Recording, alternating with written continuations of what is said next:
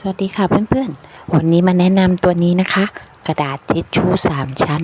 ไร้ฝุ่นแบบพกพาเลยค่ะ เป็นกระดาษเช็ดหน้าไม่เป็นขุยนะคะ รุ่นนี้เหมาะสำหรับพ่อค้าแม่ค้านะคะ ร้านอาหารนำไปวางตามโต๊ะได้เหมือนกันนะคะ เฉลี่ยแล้วห่อละ2 บาทกว่าๆเองค่ะ ไว้เช็ดหน้าทำความสะอาดเช็ดมือเช็ดปากและอื่นๆนะคะแล้วแต่เพื่อนๆสะดวกเลยค่ะตัวนี้เหมาะพกพานะคะน้ำหนักเบาสบายค่ะผลิตจากเยื่อไม้บริสุทธิ์ไม่มีสารเรืองแสงด้วยนะคะยังไงสนใจสินค้าสามารถกดสั่งซื้อในตะกร้าที่ปักไว้ให้ที่ด้านล่างได้เลยค่ะเพื่อน